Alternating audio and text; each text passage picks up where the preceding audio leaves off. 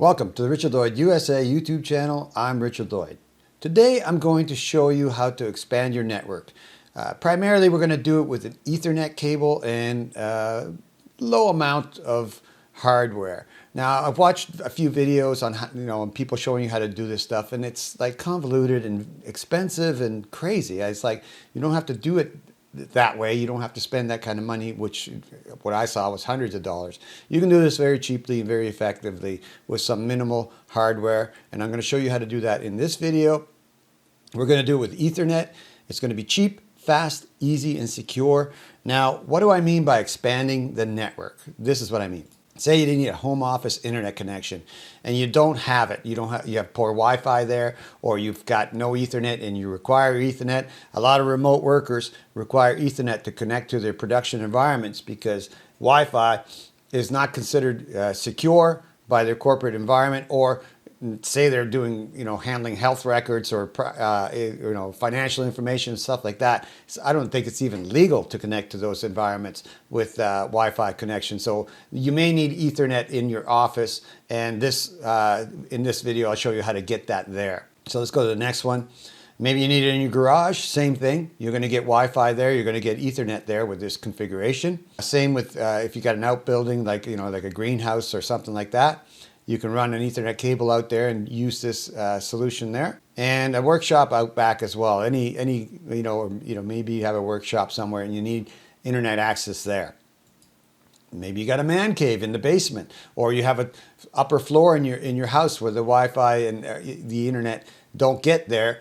This will help you extend it to there. Again, you're going to have to run an Ethernet cable to every one of these locations to do this. Now, the nice thing about Ethernet is it's very fast, it's secure, it's fairly cheap, and you can run a single length of Ethernet cable up to 100 meters or 328 feet. So one cable, 328 feet long, before it starts losing data or not being reliable as a data transfer cable. So that's a pretty long way. So, again, this is a good solution for distances up to that point. You can extend it further than that, but that's not what this video is about. I may make a video on how to make super long runs of Ethernet that are reliable. But 328 is the specified maximum length, 328 feet or 100 meters for those who use metric.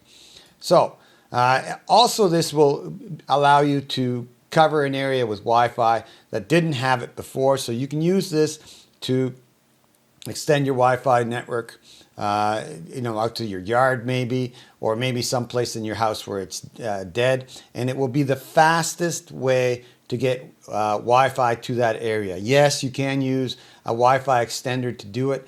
It's just not going to be as fast as this. This will be the quickest Wi-Fi you can get in that area. So I prefer to do it that way. But again, I'll make another video on how to do all of this without the Ethernet cable. Probably be my next video. Okay, so you can cover Wi-Fi spots with this solution as well. Now, here's the hardware we're going to be using. We're going to be using either a 5-port switch. This is one from Tenda. Again, links for this stuff in the video description below. Use those links. They're affiliate links. They help me out and help me to continue to show you neat little tricks like this one. And, it doesn't cost you any more than going directly to Amazon to get this stuff. Also, you get it from the same sellers and probably at the same price that I'm listing here. Now, prices change over time, but you'll get it from the same people selling it at these prices currently. So yeah, $8.99 for a 5-port switch, or $11.39 for an 8-port switch. This hardware is rock solid. I've tested it thoroughly. You don't need to worry about the fact that it's so cheap. It actually works just great. And it's all plug and play. There's nothing to do except plug it in and let it go. It just works.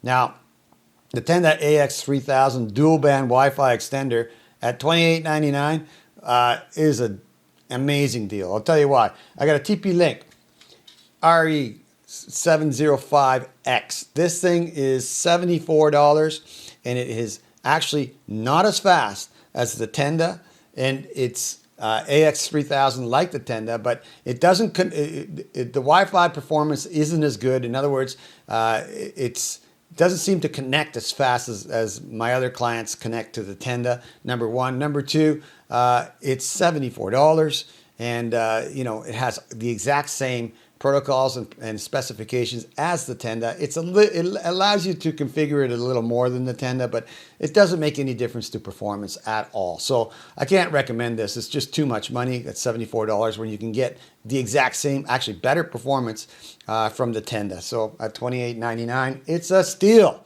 So I'm also using $12.99 cable, which is 100 feet, a category cable. Now I bought the outside cable. This cable that I bought, it can, and again, links in the video description below, can be used outside and it can be buried outside without conduit. So make sure that if you don't buy this cable, or you buy whatever cable you buy, that if you're going to bury it, it can be buried without conduit. In other words, the sheath around the cable is strong enough and durable enough to be put on, under the ground without a conduit. And again, you can use a conduit if you wish. Again, outdoor cable. If you're going to be using this indoors, the outdoor cable will still work indoors, no problem at all. It's actually very, very stiff, which might make it easier to route through walls or through the floor or wherever you're going with this cable. So, not a bad option. So altogether, if you went with the maximum amount of hardware you need to make this happen on this page, it would be under 55 bucks. It's insane. And you're going to have AX3000 Wi-Fi and 1 gigabit Ethernet wherever you run this to. Okay, so awesome deal. Now I've shown in the past how to do this same thing with an old router. And if all you have is an old router and you're out in the hinterland somewhere and Amazon only delivers once a month, then yeah, well, go watch my videos on doing this with an old router and doing it securely with an old router, and it'll work. But there are some pros and there are some cons, okay? Pros, it's cheap. It's relatively fast depending on what router you use. It works. It requires third-party firmware, usually to make them secure, which again is free. And if you don't, you got to go through the process of making that happen. I got a video, probably I'll link it up here, to show you how to do this with an old router. But the cons, these routers are end of life. They're no longer supported by the people who manufacture them. OEM is original equipment manufacturer. And if you don't put third-party firmware, they're vulnerable to security exploits. In other words, they can be hacked. So do not use an old router unless you're using a recent third-party firmware that's proven to be secure and reliable, right? So just don't take an old router out of your closet, plug it in, and make this happen. Not a good idea. Again, because of the vulnerabilities. They're difficult to configure as well. It takes some fidgeting around with the router to get it to do the same function as I'm going to show you how to do here. And they usually lack advanced Wi-Fi security and speed, which is what you're going to get here. You're going to get WPA3 and you're going to get AX3000 speeds. Incredible deal, right? So let's go to the next one. So again, you make your own decisions, but for under $55, this is an insane way of doing this. So here we're going to go next. So here's how we're going to do it. We're going to use an Ethernet cable, again, 328 feet to 100 meters in length. Cat 6, always, never less than Cat 6 at this point. You want that for speed and reliability. We're going to use the Tenda access point or Wi-Fi extender, and we're going to use a 5-port switch or an 8-port switch. It's up to you. And that's going to give us Wi-Fi access at that wherever we plug this in, and Ethernet access to the router directly, and it will be fast. So, and I'll test it out. We'll show it to you. So we'll go next here. So let's go through the physical connection. What you're going to do is take that 100-foot Ethernet cable, or whatever length you've got, plug one into the back of your router, one of the empty ports on the back of your router. If you don't have empty ports in the back of the router, I'll show you a video up here, show you how to give you more ports using one of these switches. So click on that. And I'm assuming you do have one, but if you don't, watch that video. Take the Ethernet cable, plug it into the back of the LAN ports only, and here's the 8-port. It's just the configuration for both switches is exactly the same, and they are plug and play. So we'll go to the next one. We'll plug the other side of that green cable or green connector into the switch, the 5-port switch. Again, nothing to do on the switch. Just plug it in. It just goes. Same on the 8-port switch, and it can be any port on the switch on either one, the 5 or the 8-port switch. And then we're going to plug in Ethernet cable that goes to your laptop or your PC or whatever it is you're trying to connect through Ethernet at that remote or node location. Just plug it in, plug the other side into whatever it is, printer, laptop, PC, whatever. It just plugs and plays. Off you go. Same with the 8-port, same thing. Any one of the ports will do as well. So continue with that. Then we got to configure this Tenda AX3000. Now I'm assuming that you have just bought it, pulled it out of the box, and plugged it in. And that's basically the state that it's in right now on my desk. And we're going to connect to it through Wi-Fi only. So it's currently not connected to our switch, but we will do that in a minute. So go down here to the network icon, click on it. There we go. And we're going to go to Wi-Fi. If it's yours isn't on, just turn it on here and then go to listing or see what's going on. And you can see Tenda EXT is right there. That is the default name for the Wi-Fi access point or extender when it comes out of the box. So click on that.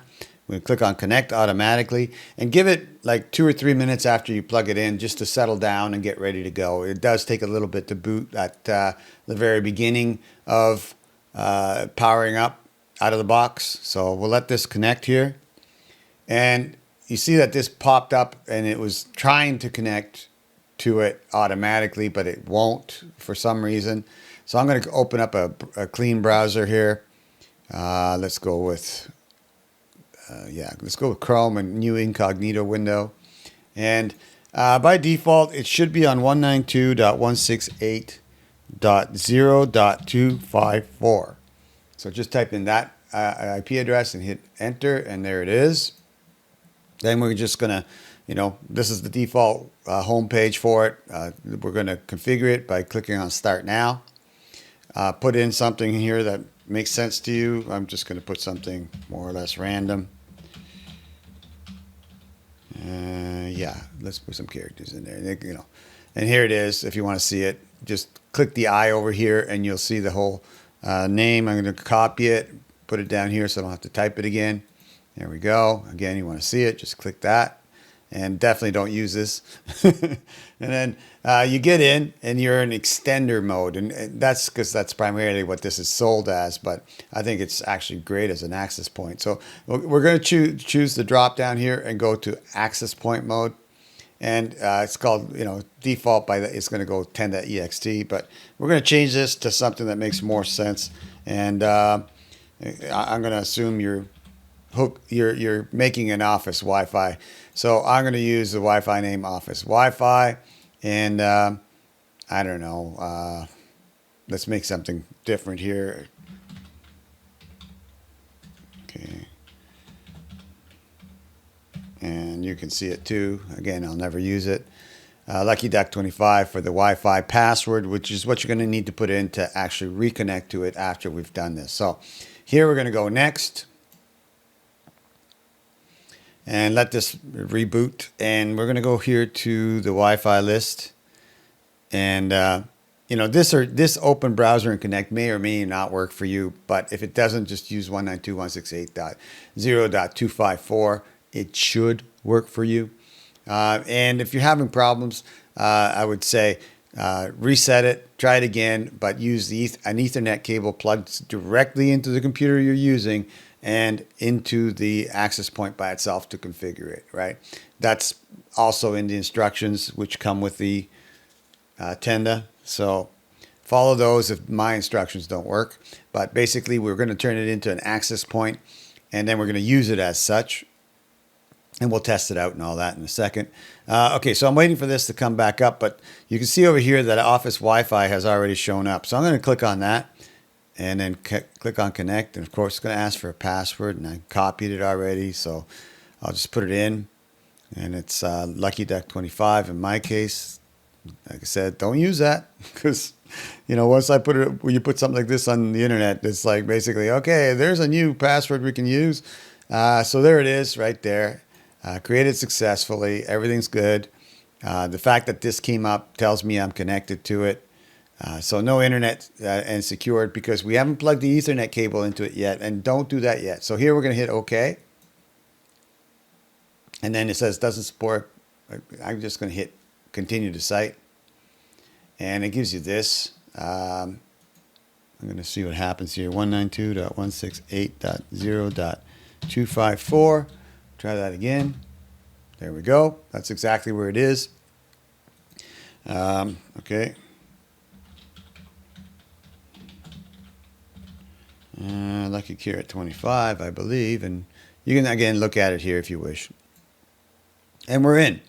Now, a few settings here that we're going to tweak. Number one, go to More. And there's a weird one here, OFDMA.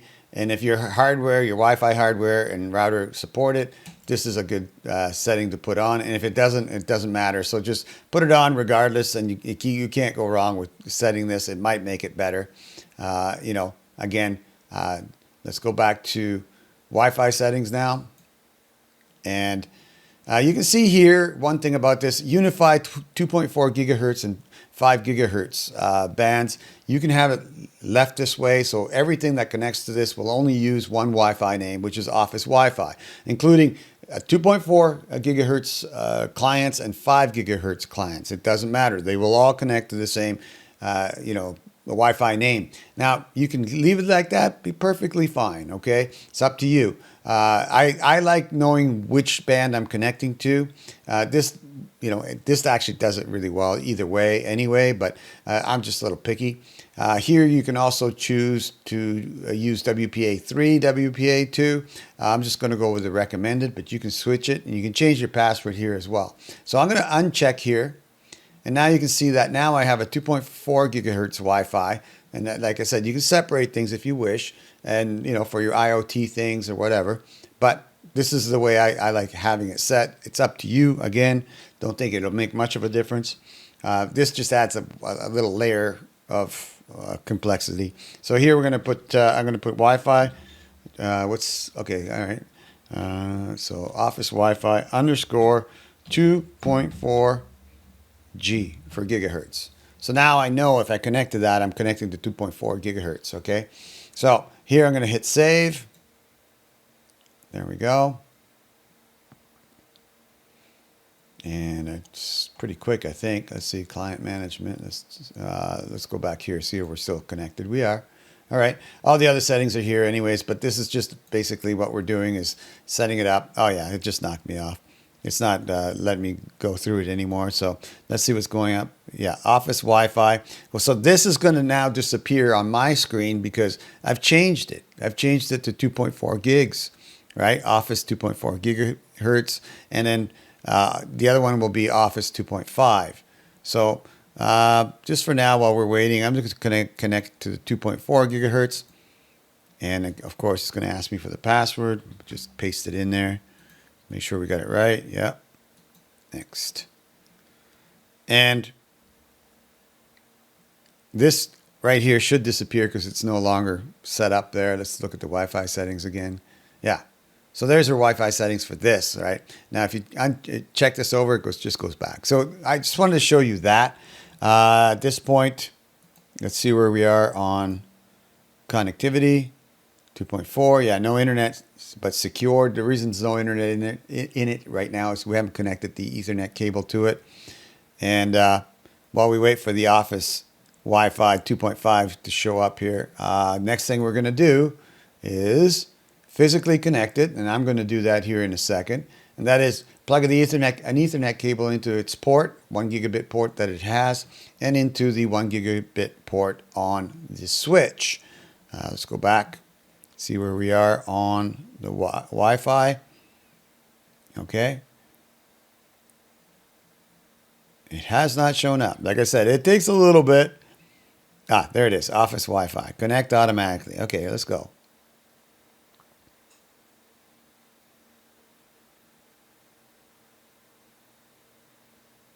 And again, patience.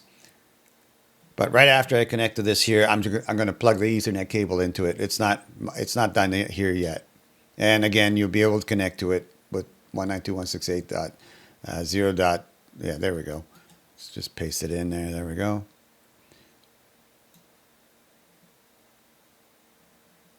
Yeah, 192.168.0.254 is where it ends up. Or you can use that re.tenda.cn address.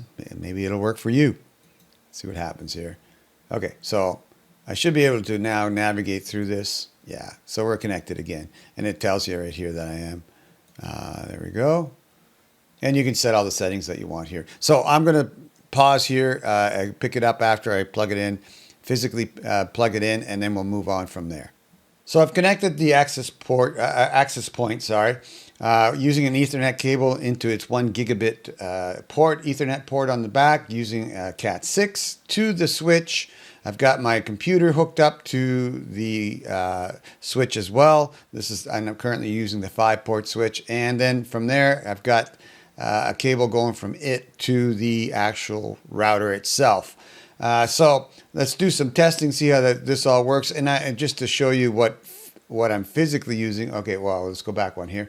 It's the same exact configuration as you would do with an 8-port. The only difference is that if you use the 8-port switch, you'll have 5 leftover ports. If you use the 5-port switch, well, of course, you're only going to have 2 leftover ports. But, either way, the performance is the same on either device. Again, this gives you more future expandability, or gives you the ability to plug in 5 more Ethernet devices.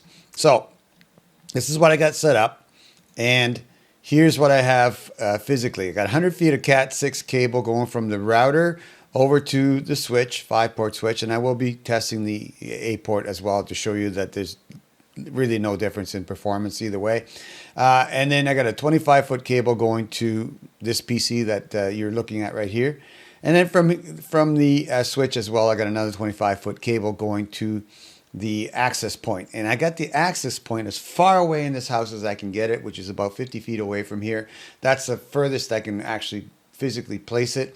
So it's as far away as it can be from us right now, or from me right now. So that will show you how much the Wi-Fi speed degrades over distance. And of course, it's going through like several walls, several rooms, and it's at the far corner of my kitchen, which is about as far away from me as you can get in physically inside this house. So that's a fair test. I'll bring it closer and we'll do some more testing with that.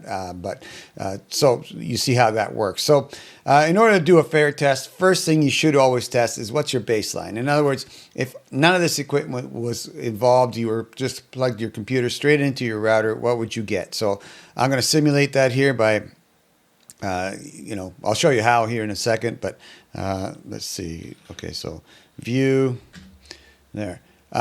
I've got 2 Ethernet connections on this computer. One of them is connected to the router directly, and the other one is connected to the switch and all that other gear. So I'm going to turn off the other 2, which, basically this is the switch connection, and Wi-Fi will be, though it's not connected, I'm just going to disable it just so you know that all we're talking to is right through here. We're going to do a speed test and see what we get as a baseline. Okay, so let's go. Well, there it is right there. That way you can see, the performance we're getting the other way. So we'll go with the default here, see what we get. Hit allow on that. There we go. And I got gigabit, cable modem. So you can see it's pretty fast, 910. A little faster than the last time I tested it. Again, varies with time. Oh, look at that, 930. Really nice speed. And this is good because this is what, basically the speed that you're seeing right here on the screen is what's being fed to that switch and to that access point after it's connected to the router. So basically I'm establishing what the ports on the back of the router are actually feeding, and that's what they're doing right there. So we've got that baseline done. Let's turn that one off so that we're not cruising through that one anymore. I'm going to turn on the one that is connected to the switch, and we're going to test just Ethernet on this configuration right here. Just so basically this to this, so you can see the switch's performance only. So let's go do that. Let's hit that again. Nice speed on that, 933. There we go. And you can see, like, even though I'm going through 100 feet of Ethernet cable, a switch, another 25 feet of Ethernet cable back to the computer, it doesn't matter. It's like, you know, look at that. 930, so 3 megabits slower. That just could be the variance in the test. Like, you know, I never get the same result twice, but that's pretty well standard right there. Now, and by the way, hooking up these access points through Ethernet is the fastest way you're going to use that access point. Using it as an extender, a Wi-Fi extender with no Ethernet feed to it is slower than this for sure. So let's see what happens because it's on the other side of the house. So let's disconnect Ethernet altogether. So I'm going to disable from it. So now I'm no longer connected to Ethernet. I'm going to be connecting straight to this thing through Wi-Fi. So let's go here. Oh, I got it disabled. I better enable it here. Enable the Wi-Fi. There we go. We'll go back to our Wi-Fi connection. There you go. Okay, it's Wi-Fi connections. So we're going to Office Wi-Fi 5G. And hit connect on that. There we go. And you can see I have a Wi-Fi 7 BE200, which I bought, I said I was going to buy, and I did buy it, and it's an excellent Wi-Fi card, but I really don't see much in my environment as far as a speed increase on Wi-Fi 7, but I'm ready for it when I'm ready to test it, and I will make a video on that. So here we are connected. Let's see what our speeds are. All right, down here. Yeah, so 721 and 245. That'll change as we continue to, like I said, it takes a while for these things to handshake and get going faster. So let's do a speed test just through Wi-Fi on that configuration. Same server, everything's the same. Only thing that's changed is Wi-Fi. Yeah, and you can see, not a stellar result really, but again, 50 feet away, through 2 or 3 rooms in the kitchen at the very end of my house, right? So I will move it closer and show you that difference here in a second. And there we go. And again, this is all through the 5-port switch, but you saw it was really, really fast through the 5-port switch as well. So I'll pause this here. I'll move the Wi-Fi access point closer, about midway between me and basically in the center of the house, and see what kind of result you're going to get. But even here, at this, you know, with this disadvantage of all this stuff in between me and the Wi-Fi access point, still a really decent setup. And you know, I would call that decent performance considering where I am and that it's Wi-Fi 5 gigahertz Wi-Fi, which makes it less effective the further you get away from it than 2.4. So I'm going to do the test, and I'll pick this up after I move that access point. All right, we're going to do the same test, but now my access point is only 25 feet away from me, and it's in the center of my house, basically. I have it hooked up in my living room, and, you know, let's see what we get. And let's make sure we're connected correctly. Yeah, Office Wi-Fi 5G, and down here, just to prove, we're all off Ethernet, so we're on Wi-Fi only. So let's go. But, you know, again, I really do like that Tenda access point. It's just, I'm very glad I bought it. Its performance is very, very good. Well, there you go. So there's the difference that 25 feet makes on Wi-Fi 5 gigahertz Wi-Fi, right? Now I'm getting 733 instead of 300 something, right? So I doubled the speed. And you know, this is the perfect placement for this access point. If you were placing this access point to cover your whole house, the middle of the house, or the center of the house is probably the most optimal place to put it, right? And obviously here it certainly did improve the performance. If I bring it even closer, it'll go faster, closer it gets to me. Now the other thing too is I'm still only on that 5-port switch. So what I'm going to do is revert this all back, put the access point 50 feet away, and put the 8-port switch in and show you that the performance is more or less identical. Well, it should be. The switches, I've not seen any difference in the performance between the 5 and the 8 when everything else is the same. So I'm going to do that, and then we'll do some quick tests on it but as you can see, excellent results.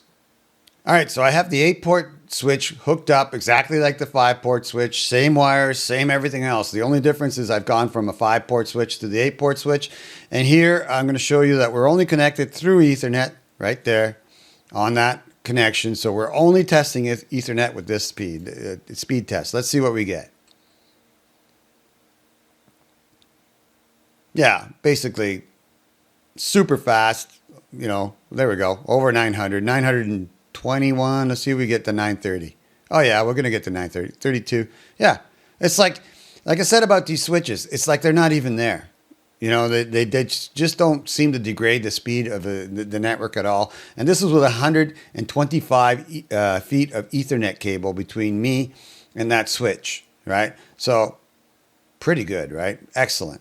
So here's the speed for that. I'm going to pause this right here. I'm going, well, actually, I think I could test the Wi-Fi is now 50 feet away, but still with the 8-port switch. So let's see what we get. Let's go back to here.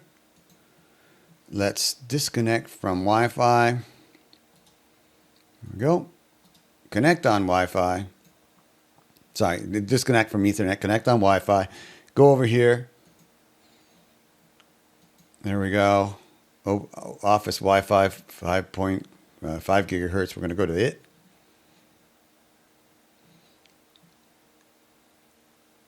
Okay. I'll minimize this. There we go. We're connected. Let's do another speed test.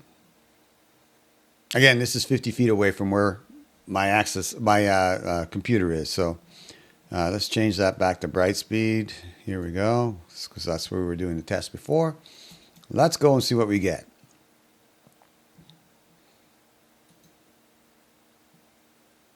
Yeah, comparable speed to the 5. Like I said, the switches don't make any difference in the speed.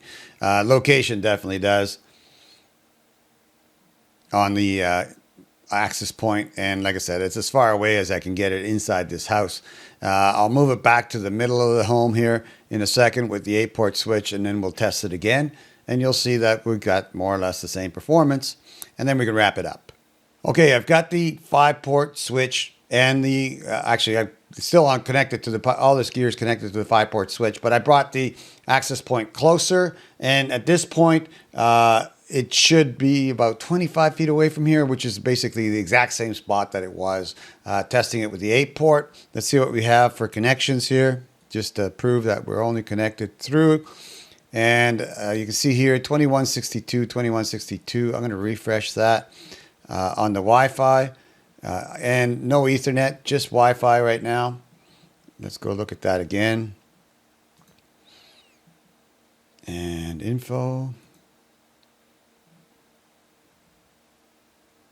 Yeah, 1922, still plenty fast. It varies every time you check it. So, access point, awesome. All right, very, very fast, very nice. We've got, okay, let's go change the server back to bright speed, which is where we were before. We'll do a few here. Let's do a test. Again, we're testing the 5-port switch with the access point in the middle of my home. Awesome, right? Look at that. Right, so the switch really doesn't make much. I don't see any difference with the switch being there or not being there. It's just more or less transparent to the whole operation. Whether it's the 8-port or the 5-port, you'll do well either way. It's only a $3 difference between the two of them. Personally, I would just always go for the 8-port just because I got, you know, more options that way, and it's only $3 more. So it beats doing it later. You do it, you know, but you're basically upgrading one time. So there we go, 757, really decent. Let's go check that info again, because the Wi-Fi information is pretty cool. Yeah, 2162, 2162. Let's try that one more time, or a couple more. Anyways, just for fun, let's see where this one goes to. And I'll check it on Spectrum in Fort Worth, which is my favorite. Yeah, there we go. I mean, just smoking fast. There, 800. Right? 835. Just nutty, right? So, again, all this for the low prices that you see here. Insanely value-priced gear. $28.99 for AX3000 dual band Wi-Fi extender access point. I mean, geez, it's just nuts. And by the way, with either the 5-port or the 8-port, you could actually add another one and go 328 feet from that switch to wherever you want it to fill a spot where there's no Wi-Fi. You could just keep doing that at least 2 more times with the 5-port switch and 5 times with the actual 8-port switch. You know, it's like nutty. Again, use the links in the video description. They're affiliate links. They help me out. They don't cost you any more than going directly to Amazon. You don't have to go hunting for it. You'll get it from the same sellers that I bought them from at these prices, or, you know, like I said, they vary over time, but they're very good right now. And this is January 2026. And, you know, again, can't recommend this setup more than enough, because any other way I've seen other people describe how to do, oh, buy this thing and go mesh and all that, it's like expensive, and really I can't see you getting any better result than what you're seeing right here. Okay, that's it for my video. Again, if you like this video, do me a huge favor. Give me a like, give me a thumbs up on this video. It helps my channel. It helps YouTube to know that you liked it, and that helps YouTube to recommend it to other people, and it'll help them as well. So you're not just helping me, you're helping other people to see this video as well. Also, in the video description, I will be chapterizing. I'll be using YouTube chapters for this video, which will help you jump to whatever section you want to. If you want to go back and go through the video and say, oh yeah, what was that over there? Just click on the chapters. It'll tell you what's going on and take you right to it in the video description. Also, in the comments section, any questions, anything you want to say to me, any information you want to relay, any constructive criticism, I appreciate that. Any questions, I answer them usually daily. I do check them quite often and respond quite often as well. Video suggestions, definitely put those in there, because I've done many videos from people saying, hey, why don't you make a video on this? And I said, you know, that's a good idea. Thank you. I will do that, and I will give you credit for the idea. So again, video description below. Also, sorry, in the comment section below. Also, any questions that, you know, I can't answer, or they're too long to answer, or a lot of people are asking, I usually make videos about those too, because I figure if 2 or 3 or 4 people are asking me a question, it's about the same thing, let's make a video on it. I go that way as well. Yeah, so anything else you want to relay to me, comment section for sure. If you like my channel and you want to see more, definitely subscribe to the channel. And as a part of that, make sure you click the bell icon when you're doing it. That way you get notified every time I put up a new video, and then you can watch it at your own leisure. Once again, and like always, stay healthy, stay happy, and we'll see you on the next video.